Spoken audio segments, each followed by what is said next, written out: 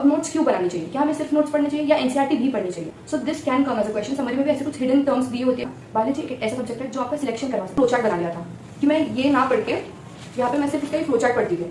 My name is Pranjali Gopalika, second year MBBS student. और आज मैं आपको बताना चाहती हूँ कि बायोलॉजी में आप ऐसा क्या करें जिससे आपके अच्छा स्कोर होता है, आपके रिविजन में मैक्सिमाइज हो, प्लस आपका जो परफॉर्मेंस है बायोलॉजी में वो इंक्रीज हो जाए।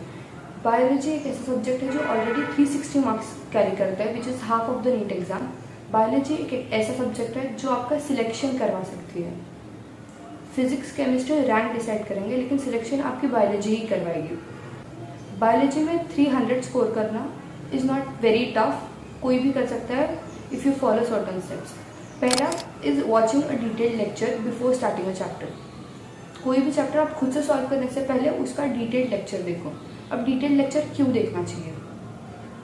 एनसीईआरटी में जो डेटा दिया है वो बहुत ही ज़्यादा कंप्रेस डेटा है, और उस कंप्रेस डेटा को अच्छे से समझने के लिए we have to make sure कि हम उसकी डिटेल्ड नॉलेज होनी चाहिए।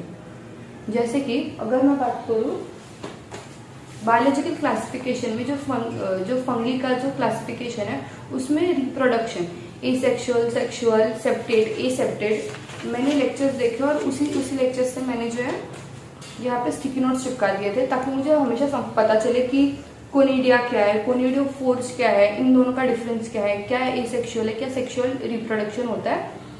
तो आप डिटेल लेक्चर देखोगे तो आपकी आधे से ज़्यादा प्रॉब्लम तो सॉल्व हो जाएगी, क्योंकि जो डिफिकल्ट थिंग्स है, जो डिफिकल्ट मैकेनिज्म है, डिफिकल्ट टर्म्स है, वो आपको ऑलरेडी ईजी करके मिल जाएगा एक डिटेल लेक्चर्स में। After watching detail lectures make sure कि आप साथ ही साथ उसके ही नोट्स बनाओ। डिटेल लेक्चर साथ ही साथ देखो, उसके नोट्स बनाओ। अब नोट्स क्यों बनानी चाहिए? क्या हमें सिर्फ नोट्स पढ़ने चाहिए या एनसीईआरटी भी पढ़नी चाहिए?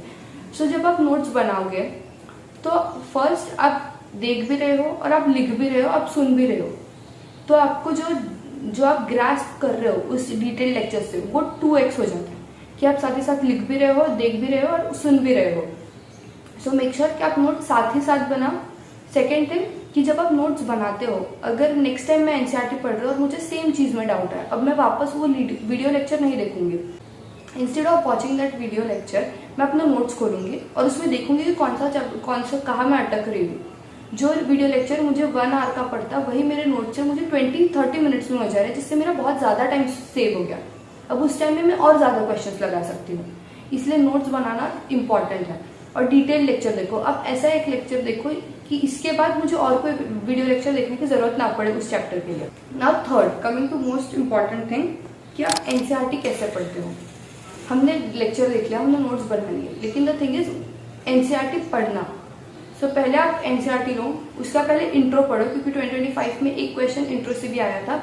आफ्टर रीडिंग दैट इंट्रो आप पूरी बॉडी पढ़ो and then you go to summary also. Now why I am saying कि समरी इंपॉर्टेंट है।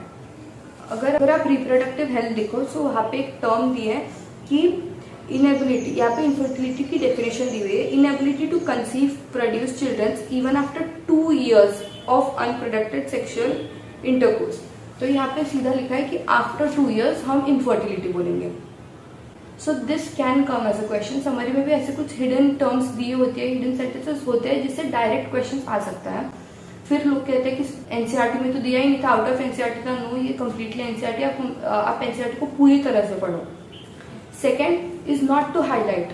आप अच्छे से 2-3 बार पढ़ो, आपको पता चल जाएगा कि क्या ज़्यादा इंपॉर्टेंट है, कहाँ पे ज़्यादा फोकस देना है।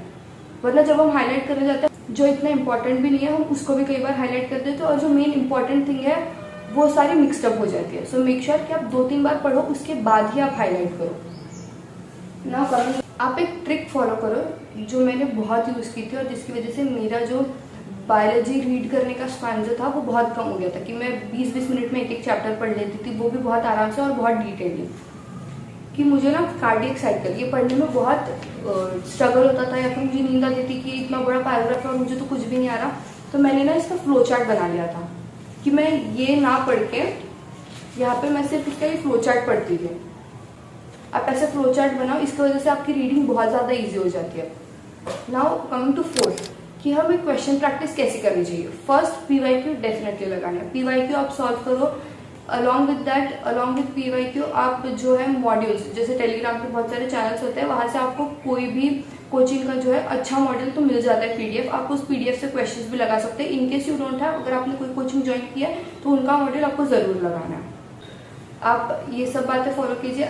You can see the difference कि आपको कितनी अच्छी तरह से एक बायोलॉजी का चैप्टर खत्म, तुम लोग पूरा एक चैप्टर ऐसा करके देखो and you will get to know कि मुझे ये चैप्टर ज़्यादा याद है बाकी चैप्टर्स के कंपेरेटिवली।